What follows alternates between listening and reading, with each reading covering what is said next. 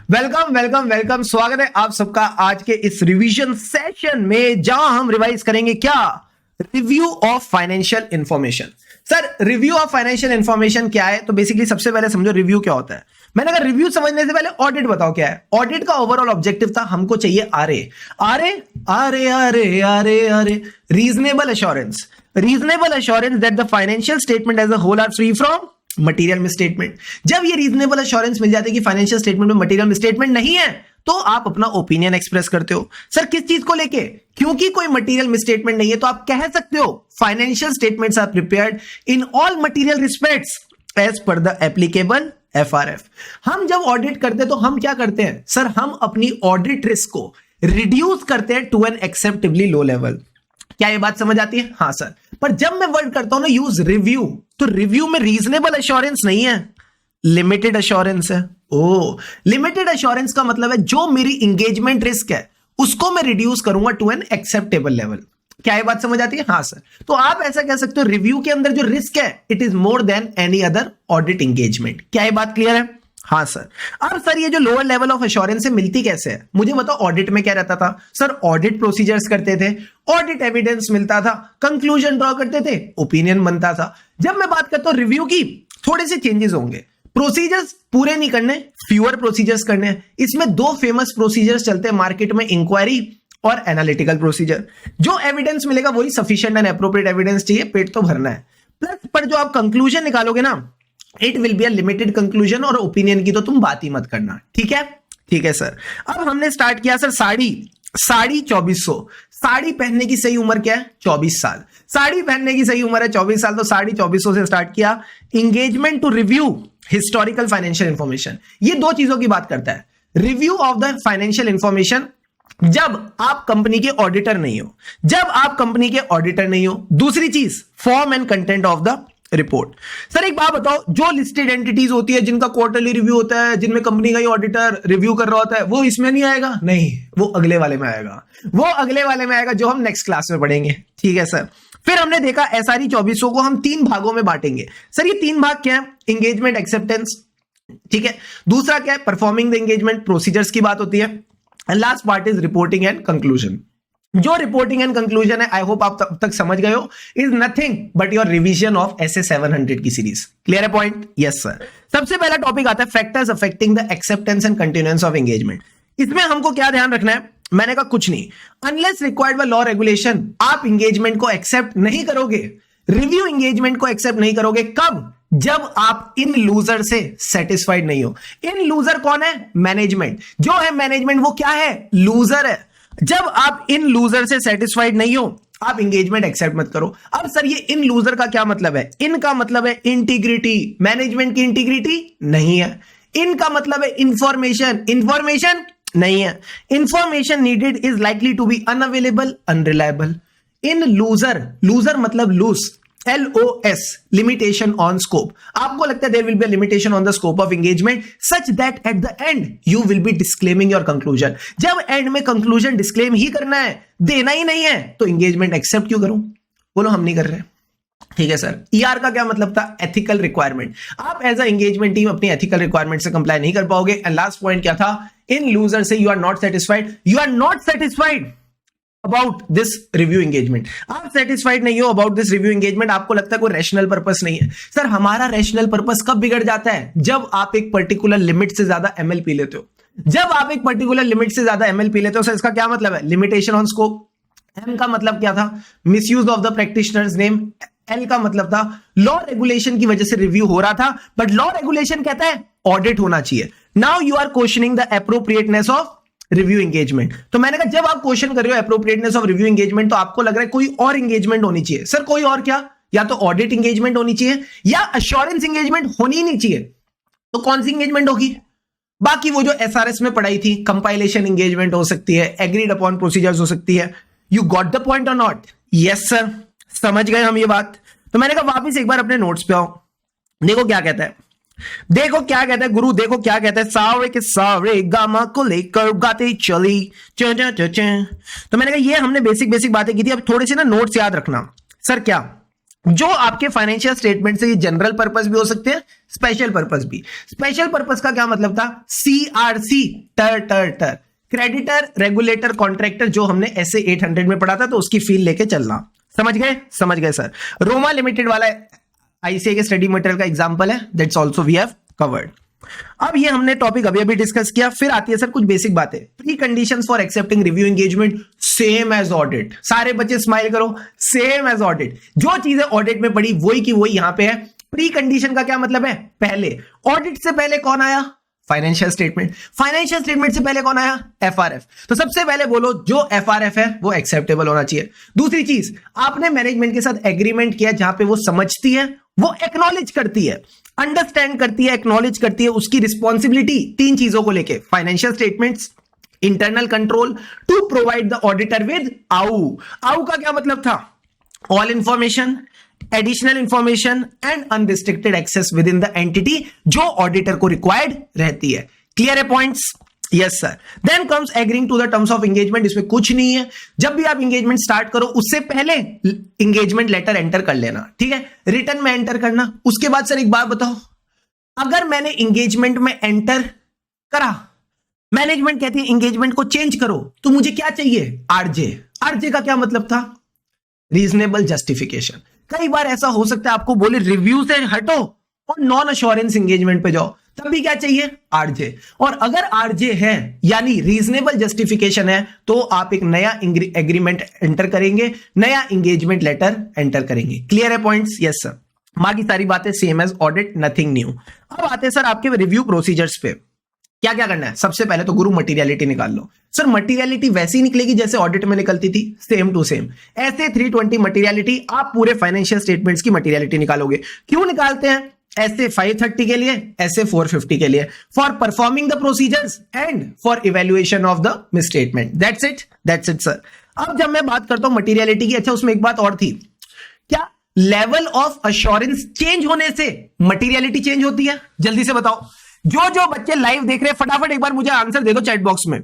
मेरी level of assurance change हो गई, ऑडिट में रीजनेबल, रिव्यू में लिमिटेड।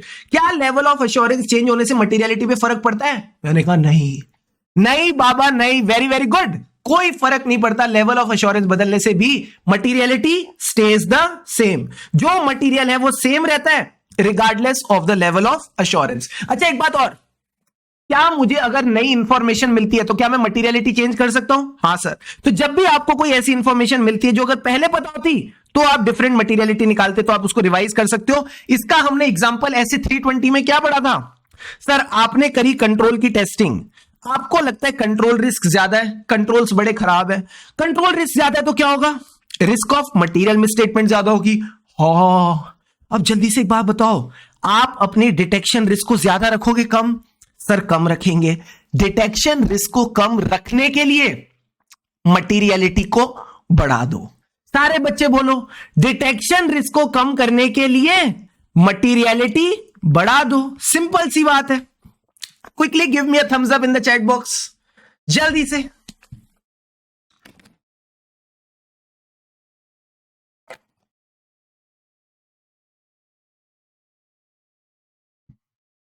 नहीं सर, कैसी अनर्थ वाली बातें कर रहे हो? ये अनर्थ हो जाएगा। तो मैंने कहा मालिक क्या करूं? सर मटीरियलिटी को कम करो। ओ, तुम पढ़ के आए हो? हाँ सर हम पढ़ के आए हैं। वेरी वेरी गुड, शाबाश शाबाश शाबाश शाबाश, वेरी वेरी गुड। जब मटीरियलिटी कम करेंगे तो और ज्यादा ऊपर वाली चीजें टेस्ट होंगी। अरे यार मतलब अमेजिंग। चलो सर, अब next point, understanding the entity. हम अंडरस्टैंडिंग क्यों करते हैं एंटिटी की? To identify and assess the risk of material misstatement, ताकि ये पता चल सके कहां पे मटीरियल मिसस्टेटमेंट के चांसेस है। फिर हमने बात करी designing and performing the procedure. इस वाले पार्ट को बस आप रीड करके चलोगे। मेन मसाला कहां है? इंक्वायरी में। मेन मसाला है इंक्वायरी में। इंक्वायरी को 3 फेजेस में बांटो। फेज नंबर 1 इंफॉर्मेशन निकालना, फेज नंबर 2 उस इंफॉर्मेशन को इवेल्युएट करना, फेज नंबर 3 इनकंसिस्टेंसी मिलना। Come on, phase number 1 seeking the information, phase number 2 evaluating the information, phase number 3 उसको इनकंसिस्टेंसी को देखना। फेज नंबर 1 जल्दी से बताओ, इंक्वायरी क्या है? सीखना। सीखना बंद तो जीतना बंद। मैंने कहा वेरी गुड। तो हम क्या करते हैं, seeking the information from management and other persons within the entity. Got it sir. अब सर ये इंफॉर्मेशन कौन सी थी, फाइनेंशियल नॉन फाइनेंशियल, बोलो मेरे साथ, financial non financial. Financial inquiry के एग्जांपल बताओ सर, फ्रॉड, डी को भूल जाना, फ्रॉ का बताओ, fraud, related party, accounting estimates, unusual transaction. So whatever there is significant complex unusual transaction, उसके बारे में इंक्वायरी करो। ऐसे 560, ऐसे 570। ऐसे 560 क्या था, events between the date of financial statement and the date of report. Very good. 570 क्या था, going concern assessment plus any event or condition that may cast what, significant doubt over the entity's ability to continue as a going concern। Clear है sir. अब sir हमने ये करी financial, क्या non financial भी कर सकते हैं? हाँ, inquiries can also be about obtaining the non financial data if appropriate. Phase number 1 हो गया खत्म, फेज नंबर 2 पे आओ। क्या हमने जब इंक्वायरी करी और रिस्पॉन्स मिला उसको इवेल्युएट करना है? हाँ, इवेल्युएट कौन करेगी, शकी बीवी। कौन करेगी सर, इतना गंदा मुंह बनाया ना, शकी बीवी। सर ये शकी बीवी क्या करेगी? शकी बीवी ने पूछा, हस्बैंड तुम रात के 1 बजे तक कहां थे? हस्बैंड कहता है मैं मीटिंग में था। हस्बैंड कहता है मेरा चालान हुआ। तो मैंने कहा दोनों चीजें चेक करो, यानी उससे पूछो actions taken at the meeting of the owners, TCWG and others people. Second point क्या था सर, चालान हुआ। चालान मतलब communication with the regulatory authority. तो पूछो उससे सकी बीवी नहीं शकी बीवी होता है, सकी बीवी देसी। ये देखो क्या होता है, communication received or expected to be received from regulatory agencies। You got the point or not? Got it sir। Then you can see the matters जो भी आपको पता चले from applying other procedures। क्या तीनों पॉइंट क्लियर है? क्या सकी बीवी वाले तीनों पॉइंट क्लियर है? यस सर, एकदम बढ़िया तरीके से क्लियर है।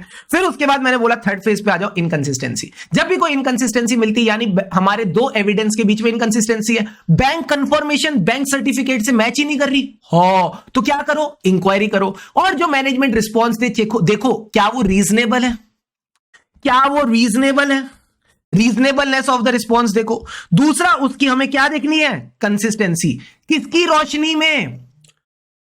रोशनी में देखेंगे sir, in the light of two things, results of other procedures, your understanding about the entity and the industry. बस इसकी रोशनी में आपने इन दो चीजों को चेक करना। जल्दी से बताओ कौन सी रोशनी में देखोगे, जो आपने अदर प्रोसीजर्स करे, अभी पिछले पॉइंट में करके आए हो ना अदर प्रोसीजर्स, हाँ, उसी की रोशनी में आपने इसको इवेल्युएट करना है। और दूसरी चीज क्या है, your understanding of the entity and the industry. क्या ये पॉइंट्स क्लियर है? हाँ सर, इंक्वायरी वाला पार्ट डन। अब सारे बच्चे मुझे एक बात बताओ, एनालिटिकल में क्या देखना है? मैंने कहा कुछ नहीं, बस ये देखना है जिस डेटा पे एनालिसिस कर रहे हैं that data should be adequate. वो कहीं ना कहीं एडिक्वेट होना चाहिए, काफी होना चाहिए, ताकि आपका एनालिसिस हो जाए। अब सर ये जरूरी क्यों है, इंक्वायरी करना जरूरी क्यों है? मैंने कहा इंक्वायरी करना जरूरी है इंटेंट चेक करने के लिए। वर्ड प्ले देखना मेरा,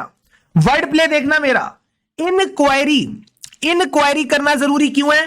मैंने कहा इंटेंट देखने के लिए। तो सर इंटेंट देखने के लिए आप मैनेजमेंट का इंटेंट समझना चाहते हो, क्या सोच के वो डिसीजंस ले रहा है, उसके लिए आप उनसे पूछो। बट कई बार इस इंटेंशन को सपोर्ट करने के लिए एविडेंस नहीं मिलते, तो हम क्या 3 चीजें देखेंगे, जल्दी से बताओ।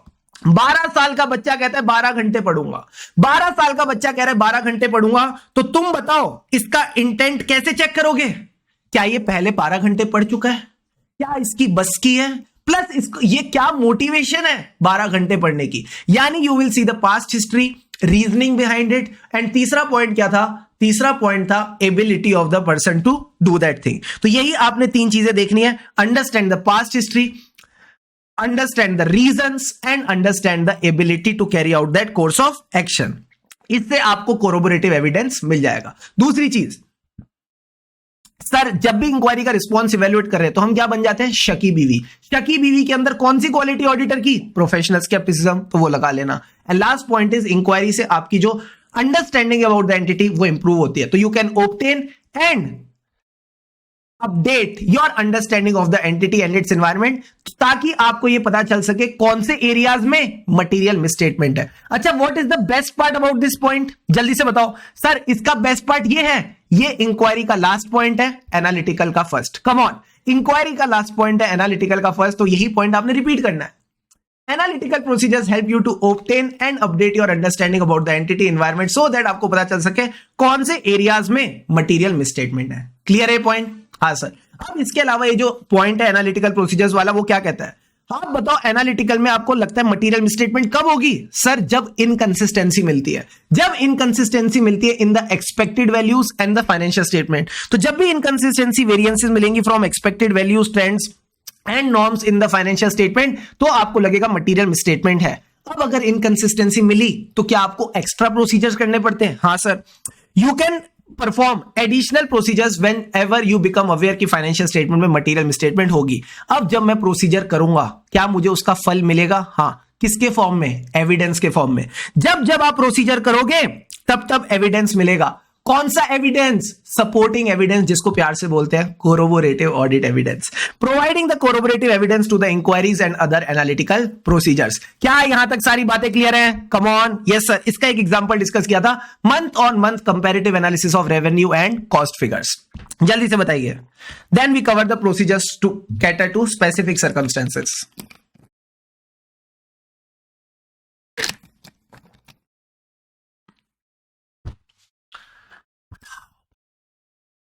जल्दी से बताओ, क्लियर है यहां तक सारी बातें?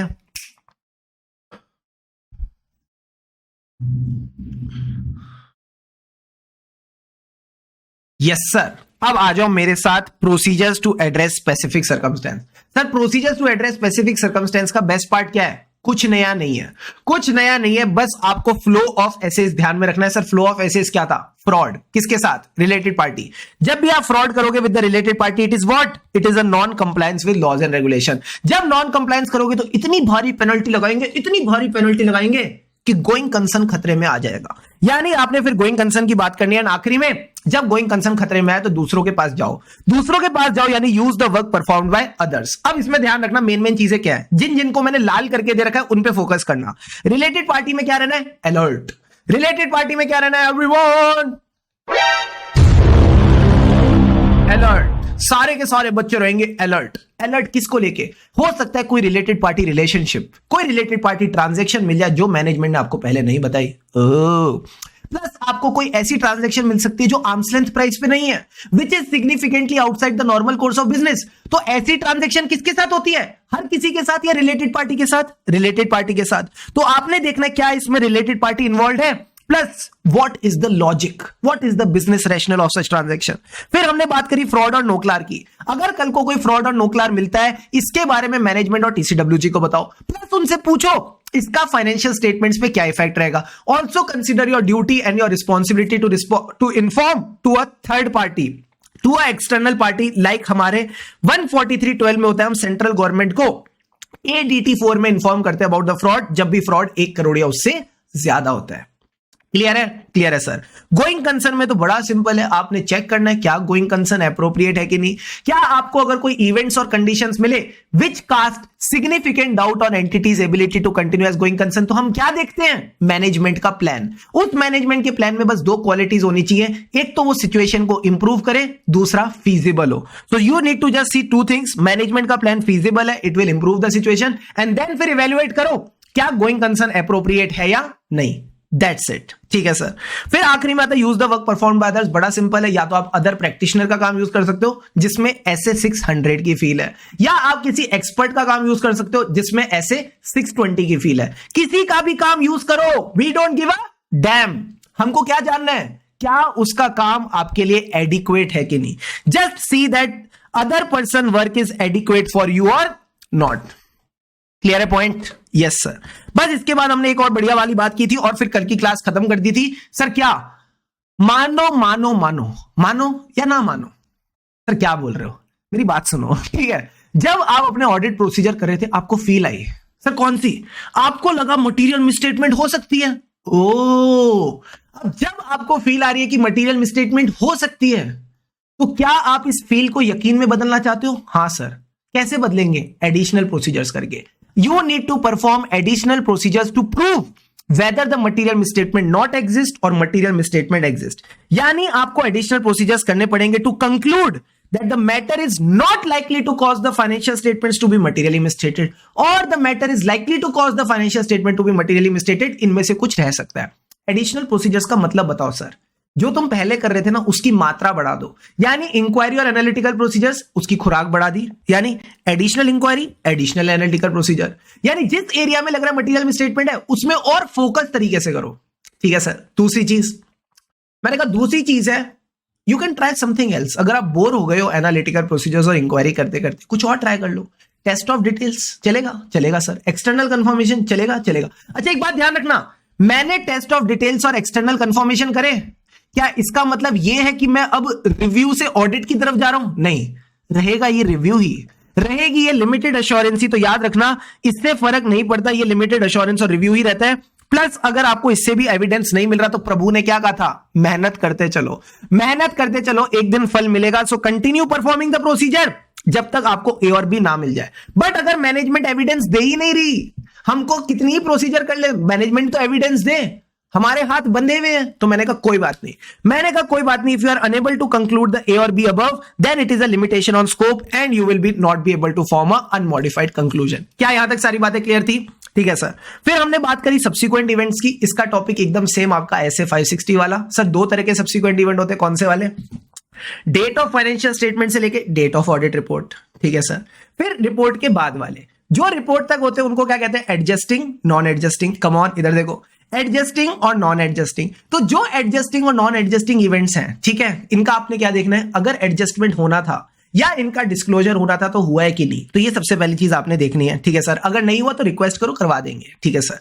अब अगर मैं आफ्टर द रिपोर्ट डेट की बात करूं तो कोई रिस्पॉन्सिबिलिटी है नहीं वैसे हमारी, बट फिर अगर हमको कुछ ऐसा पता चला जो अगर पहले पता होता, से with me, if the auditor becomes aware of any fact had it been known earlier he would have modified the report, amended the report, तो उसके मन में चिंता हो रही है। चिंता होती है तो किसके पास जाते हैं? मैनेजमेंट और टीसीडब्ल्यूजी के पास। DDI, discuss the matter with management and TCWG, determine, हम अपनी रिपोर्ट अमेंड कर रहे हैं, तुम भी करोगे क्या? अगर हाँ तो बताओ कैसे करोगे? How the management intends to address the matter. But अब अगर मैनेजमेंट बदमाश है, मतलब अमेंडमेंट की नीड है, वो कर नहीं रही, प्लस हम अपनी रिपोर्ट उनको पहले ही दे चुके हैं, हमारे हाथ से बात निकल चुकी है, तो क्या करें? उनको रिक्वेस्ट करो, उनको रिक्वेस्ट करो, बोलो मैनेजमेंट प्लीज, विकी प्लीज, ये रिपोर्ट आगे मत देना।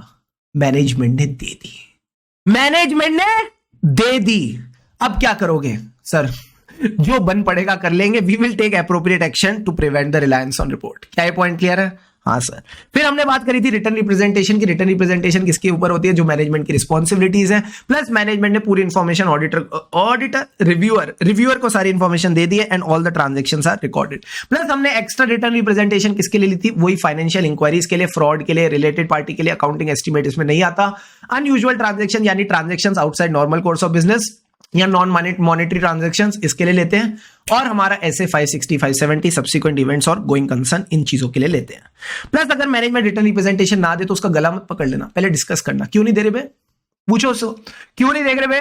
ठीक है, तो ये आपने बात करनी है, discuss with the management and TCWG as appropriate. दूसरी चीज, अगर वो लिख के नहीं दे रहे मतलब झूठे हैं, झूठे को क्या बोलते हैं? इंटीग्रिटी नहीं है। री इवेल्युएट द इंटीग्रिटी। अब तो आप सोचो, जब मैनेजमेंट झूठी है तो इसके एविडेंस कितने झूठे होंगे, बाकी रिटर्न रिप्रेजेंटेशंस तो कितनी झूठी होंगी। So consider the effect on the reliability of representation and evidence in general. क्या ये बात समझ आई? हाँ सर। एंड इसके बाद आप क्या करोगे? सर एप्रोप्रिएट एक्शन ले लेना। एप्रोप्रिएट एक्शन का क्या मतलब है? अगर आपको अभी भी लगता है कि मैनेजमेंट ने दिक्कतें कर रखी है, एविडेंस नहीं दे रखा, तो आप अपनी रिपोर्ट पे इसका एक्शन लोगे, that is you will be disclaiming your conclusion. तो ये कहता है अगर आपको इंटीग्रिटी पे डाउट है या आपको एविडेंस नहीं मिल रहा, रिटर्न रिप्रेजेंटेशन नहीं मिल रही, तो you will be disclaiming your conclusion. ये सारी बातें हमने कब करी? कल करी। ये पूरा का पूरा टॉपिक हमारा लास्ट क्लास में ओवर हुआ। अब सर आज हमने क्या पढ़ा? कुछ भी नहीं। आज हमने कुछ नया पढ़ा ही नहीं। जो बातें पहले आती थी 700 वाली, उनको हमने कवर किया। क्या आप बात करो सर? हाँ देखो फटाफट हमने आज क्या पढ़ा। आओ मेरे साथ प्यारे प्यारे बच्चों, साथ से प्रेम से बोलेंगे। देखो क्या है, forming the conclusion on financial statement. Audit में कैसे करते थे? सर सबसे पहले देते थे रीजनेबल अश्योरेंस। रीजनेबल अश्योरेंस का मतलब क्या होता है? Sufficient and appropriate evidence. Very good. दूसरी चीज, reasonable assurance that the financial statement as a whole are free from material misstatement. तो मैंने कहा जो भी अनकरेक्टेड मिसस्टेटमेंट्स है चेक करो, वो मटेरियल नहीं होनी चाहिए। एंड फिर आप इवेल्युएट करते थे qualitative aspects of the accounting practices. Accounting practices word बोलते ही तुम्हारे मन में क्या क्या आता है? अकाउंटिंग पॉलिसी, अकाउंटिंग एस्टिमेट और डिस्क्लोजर। तो यही सारी चीजें आपने रिव्यू में भी देखनी है, बट रिव्यू में ना एविडेंस वाला पार्ट छोड़ दो। अनकरेक्टेड मिसस्टेटमेंट देखना है, इवैल्यूएशन देखनी है, प्लस अगर ये फेयर प्रेजेंटेशन फ्रेमवर्क है तो देखना क्या फाइनेंशियल स्टेटमेंट्स फेयर प्रेजेंटेशन दे रहे हैं कि नहीं। तो you will evaluate OPSC of this financial statement. OPSC का क्या मतलब था? Overall presentation structure and content. बोलो मेरे साथ, overall presentation structure and content. एक बार और बोलो, overall presentation structure and content, plus आपने फेयर प्रेजेंटेशन देखनी है। अब सर रिव्यू में बड़ा गेम सिंपल है, आपने लिमिटेड एश्योरेंस लेनी है और उस पर कंक्लूड करना है। सर क्या ऑडिट की तरह तुमने क्या यहां पे मेहनत करी है? मैंने कहा नहीं, कोई मेहनत नहीं करी। तो ऑडिट में जब मेहनत करते हैं ना तो बोल सकते हैं कि फाइनेंशियल स्टेटमेंट में कोई मटेरियल मिसस्टेटमेंट नहीं है, बट जब रिव्यू में तुमने मेहनत ही नहीं करी तो बोलो हमने जो काम चोरी करी, हमने जो काम चोरी करी उस काम चोरी में हमको कोई गलती नहीं मिली। यानी nothing has come to our attention which causes to believe that the financial statements are materially misstated. इसको क्या बोलते हैं? इसको बोलते हैं नेगेटिव वर्डिंग। नेगेटिव वर्डिंग का मतलब है हमें कोई कमी नहीं मिली। पॉजिटिव वर्डिंग का मतलब है फाइनेंशियल स्टेटमेंट्स ठीक बने हैं। फर्क समझ आ रहा है? हाँ सर, अंग्रेजी का खेल है, ठीक है। अब एक बात बताओ, अगर कोई कमी नहीं मिली तो फिर अनमॉडिफाइड कंक्लूजन दे दो, ठीक है सर। अगर मॉडिफाइड कंक्लूजन कब देंगे? या तो एविडेंस मिलाओ या नहीं मिलाओ और आपको लग रहा है मटेरियल मिसस्टेटमेंट है। अब sir types of modified conclusion क्या है? सेम टू सेम 705 वाले। जितने स्मार्ट बच्चे उन्होंने तो देखते ही बोला सर ये टॉपिक तो मैं दोबारा करूं ही क्यों जब मैं 705 पढ़ के आऊं। मैंने कहा वेरी गुड, बिल्कुल सही बोल रहे हो। तो या तो आपको एविडेंस मिला या नहीं मिला। अगर एविडेंस मिला है और इंपैक्ट परवेसिव है तो एडवर्स कंक्लूजन। एविडेंस मिला हो या ना मिला हो, इंपैक्ट परवेसिव नहीं है तो क्वालिफाइड कंक्लूजन। और अगर एविडेंस नहीं मिला, इंपैक्ट भी परवेसिव है, तो क्या मैं बोल दूं कंक्लूजन दे किस बात कर रहे हो जब तुम्हारे पास एविडेंस नहीं है? Then disclaim your conclusion. ये जो दोनों केसेस है जब आपको एविडेंस नहीं मिलता, आपको इसका रीजन बताना पड़ेगा क्यों एविडेंस क्यों नहीं मिला अपनी रिपोर्ट में, ठीक है सर। प्लस जब भी आप अपना ओपिनियन मॉडिफाई करते हो आपको पता है आपको रीजन बताना पड़ता है अपना ओपिनियन मॉडिफाई क्यों किया। Yes sir. तो जो आप बेसिस ऑफ एडवर्स, डिस्क्लेमर या क्वालिफाइड कंक्लूजन दोगे उसमें बताना कि जो भी आपका मैटर था उसका फाइनेंशियल इंपैक्ट क्या था। यानी describe that matter plus quantify the financial effects on the financial statement. Clear है? क्लियर है सर। बट अगर ये दिक्कत डिस्क्लोजर की है तो बताना कैसे डिस्क्लोजर मिसस्टेटेड है, या फिर अगर उन्होंने डिस्क्लोजर को ओमिट कर रखा है तो वो आप बताओ कौन सा डिस्क्लोजर है जो छुपा रखा है, पब्लिक को इंटरेस्ट है जानने में। तो मैंने कहा आप नेचर ऑफ ओमिटेड इंफॉर्मेशन बता देना। If the material misstatement is due to non disclosure, अगर लॉ रेगुलेशन अलाउ करता है तो ही बताना, ऐसे हमको नहीं जानना फिर, ठीक है सर। समझ गए सर? अब इसमें मुझे लगता है हमने मोटा माटी सारी बातें डिस्कस कर ली। जो बीच वाले पॉइंट्स हमने हाईलाइट किए उनको बस आप रीड कर लेना और कुछ करने की जरूरत नहीं है, ठीक है? ठीक है सर। प्रैक्टिशनर की रिपोर्ट वाला पॉइंट भी आप रीड करके चलेंगे। ईओएम और OM para as we discussed same as SA 706। EOM किसको एम्फसाइज करता है? A matter which has been appropriately presented and disclosed in the financial statement, जो ऑडिटर की जजमेंट में फंडामेंटल है to the users understanding of financial statement. Plus एक बात ध्यान रखना, ये वाले मैटर के पास के लिए आपके पास एविडेंस होना चाहिए, इसमें कोई मटेरियल मिसस्टेटमेंट नहीं होनी चाहिए। और अगली बात आपको क्या ध्यान रखनी है? This should only be the information presented and disclosed in financial statement. Sir what about other matter other than presented and disclosed in the financial statement? Oh plus ये किसकी बात करेगा? जो भी मैटर रेलिवेंट है to the user understanding of audit, review, practitioners responsibility and the practitioners report. तो वही audit वाले पॉइंट है, बस रिव्यू से हमने रिप्लेस कर दिया। डॉक्यूमेंटेशन में क्या आएगा? Procedures, evidence, conclusions. Come on, procedures, evidence, conclusion, वही जो हम ऐसे 230 में बात करते हैं। खत्म कहानी। ऑडिट वर्सेस रिव्यू का मतलब बता दो। एक में रीजनेबल अश्योरेंस, एक में लिमिटेड अश्योरेंस। फिर पूरा फ्लो बताओ। इसमें क्या करते हैं? सर इसमें करते हैं ढेर सारे procedure, extensive and elaborate procedure, test of controls भी करते हैं, सब्सटेंटिव प्रोसीजर्स भी करते हैं। इसमें क्या करते हैं? Fewer procedures. जो प्रोसीजर्स करते हैं उससे एविडेंस मिलता है, उस पर हम कंक्लूजन ड्रॉ करते हैं, रीजनेबली चलता है सब कुछ। यहां पे क्या है? लिमिटेड कंक्लूजन ड्रॉ करते हैं on the basis of evidence obtain.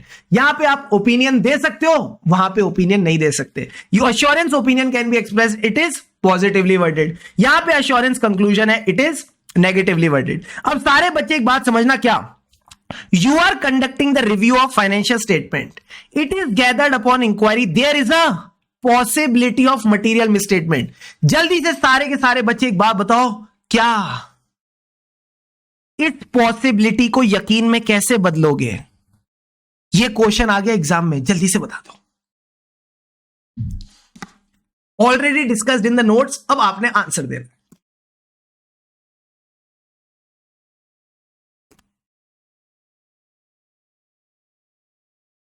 कौन सा आंसर आएगा इस केस में? ए और बी वाला, हाँ ए और बी वाला, वो ए और बी वाला क्या था ये तो बताओ। ए और बी वाला क्या था सर? ए और बी वाला ये था, वत्स अगर तुमको मेहनत करके काम ना मिले तो एडिशनल काम करो, एडिशनल प्रोसीजर्स करो। तो सर एडिशनल प्रोसीजर्स का क्या मतलब था? You need to perform additional procedures to prove कि मटेरियल मिसस्टेटमेंट नहीं है या मटेरियल मिसस्टेटमेंट है। क्या एडिशनल करें? जो पहले कर रहे थे वही एडिशनल करो। Additional inquiry, additional analytical procedure, very good. Second thing, आप वेराइटी कर सकते हो, अदर प्रोसीजर्स कर सकते हो like test of details, external confirmation. Clear है पॉइंट? Yes sir. आधा घंटा लग गया but I think it is worth it. पूरा का पूरा एसआरई 2400 डिटेल में कवर हो गया। नेक्स्ट क्लास में हम बिगिन करेंगे एसआरई 2410 के साथ, ठीक है? That's all for right now. सारे बच्चे एक बार जल्दी से चैट बॉक्स में मुझे बताओ, कंफर्ट आया या नहीं आया? फटाफट बताओ। क्या आपकी इसके साथ जान पहचान बन गई या नहीं बन गई? नया था, देखो 2 दिन पहले ये एसआरई आप सबके लिए नया था, अब इसके साथ थोड़ी जान पहचान बन गई या नहीं बन गई है? जल्दी से बताइए मित्रों।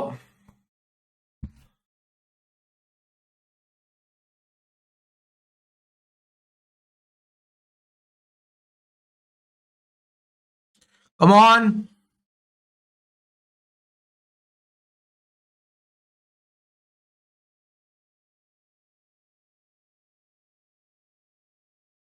बन गई सर, बन गई सर, बन गई सर, बन गई। अब चलते हैं सर, मैं आपको ना एक छोटा सा आपको एक गिफ्ट दे रहा हूं। सर गिफ्ट क्या दे रहे हो? कई बच्चे सोचेंगे सर ये जो एसआरई 2400 है इसकी हमको एक रिपोर्ट मिल जाती तो मजा आ जाता, इसकी हमको एक रिपोर्ट मिल जाती तो मजा आ जाता। तो मैंने कहा एसआरई 2400 की जो रिपोर्ट है ये आपके मैं गूगल ड्राइव पे डलवा दूंगा। तो जब भी आपके पास ढेर सारा टाइम हो, जो कि आपके पास हमेशा रहता है, हमेशा आप इस पास जा सकते हैं, देख सकते हैं कि कैसे एक प्रैक्टिकली ये रिपोर्ट भी इशू होती है, ठीक है? So enjoy that thing. That's all for right now. इसी तरह खुशी खुशी मन लगा के पढ़ते रहो, क्योंकि खुशी से पढ़ेंगे तभी आगे बढ़ेंगे। And yes, have an awesome day ahead. हमें रही ऑडिट के, फिर मिलेंगे चलते चलते।